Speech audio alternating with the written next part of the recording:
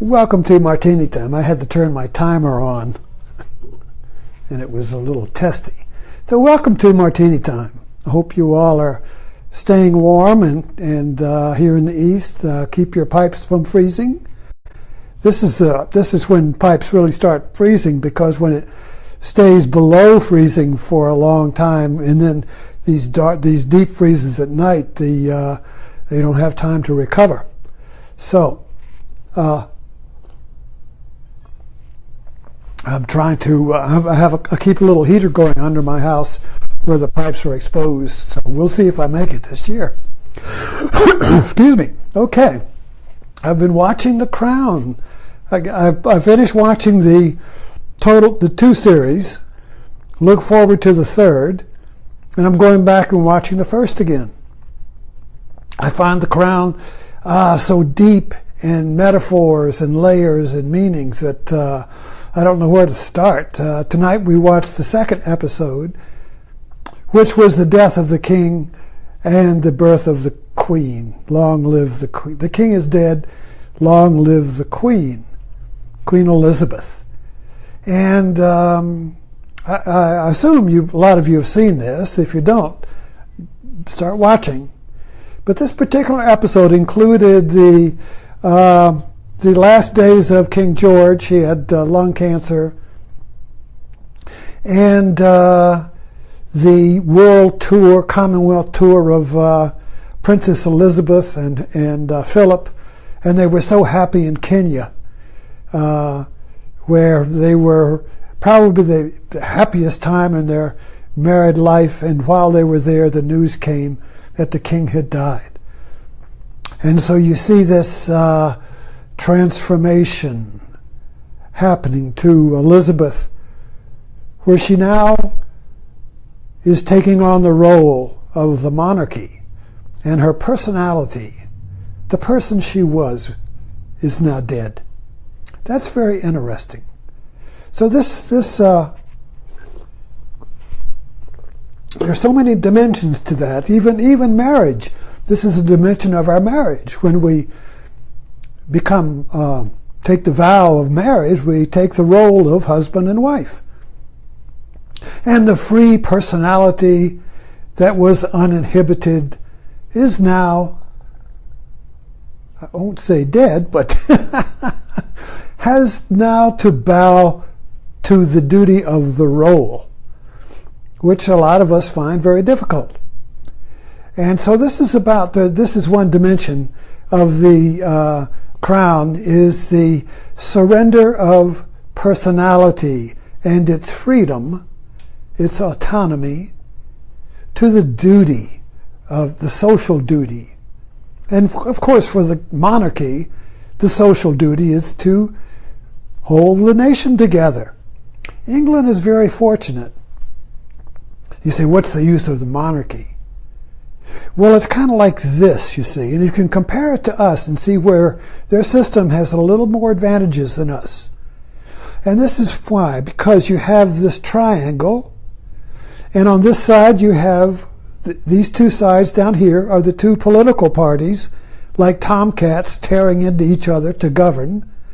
But above you have the top, you have the crown, which does not interfere in the government. And yet its power is great because it doesn't interfere. So even in this particular episode, Parliament, Anthony Eden went to the king because Churchill had been re-elected as prime minister and he was failing, and they wanted the king to push him out. They were good friends. Speak the word to Churchill, tell him to go. And King George refused. He said, as your friend, as a person, I would be glad to do it. But as king, I do not interfere in the government. That was that. So this whole idea of the king not interfering in the government creates a center, a power center that holds the people together. In other words, the royal family, the king and the queen, transcends the world. It's of course you say, oh, it's like fairyland. What good is that? But at the same time, because it's transcendent, it creates the center that everyone, like the hub of a wheel.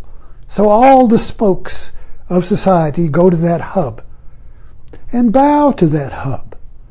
And what I'm struck about I've been watching British mysteries. We watch Acorn, and has all the British mysteries.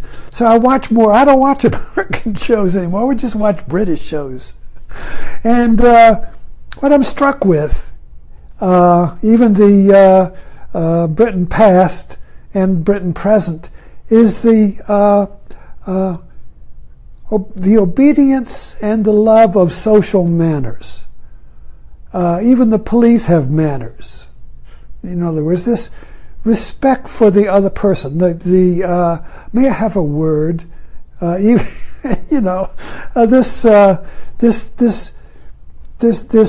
reticence to bursting in. And I know a lot of the show. I think Foyle's War was particularly pertinent about this because it was Britain during the war when the Americans came. And they just busted in, no manners at all. Kind of like frontiersmen, where the British have this system of manners, And so I reflect on this. The system of manners is kind of like the unspoken glue that holds society together. I just listened to the lost tapes of my Aunt Annie. These were 3 CD conversations that were made, and I had forgotten about, of my Aunt Annie, who died at 99 in the 80s sometime. Anyway, she was a Victorian lady. She grew up. She was an adult during World War II, World War I. I think she was born in the 1800s, and she talked about her growing up, she reflected, and this is a great example. So she lived in Franklin, Virginia, farming, people, and a small town. And she was a beautiful young woman. And she became a head bookkeeper of a local store at 17. People worked young then. There was no adolescence, teenage years. You were a child and you were an adult.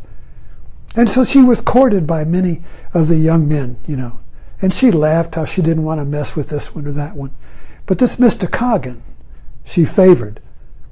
And she told Mr. Coggin, that, and she said, she laughed. She says, and I wouldn't let him kiss me until we were married. And Mr. Coggin said, oh, I respect you so much for that. That's unbelievable. You can't kiss me until we're married. And so this reserve, this manners, the relationship between the sexes, the customs, you see, were very strong then. And you can see where they've been gradually watered down and weakened to it's non-existent today. But when I when I watch the British movies and particularly The Crown, the attention to detail, just the way the fork is, just the napkin, everything is just, this attention to detail is astonishing. And I set the table here when we have dinner for 8, and I enjoy paying attention to the detail, and I get corrected if I don't, you see. Oh, the napkins should go this way, you see.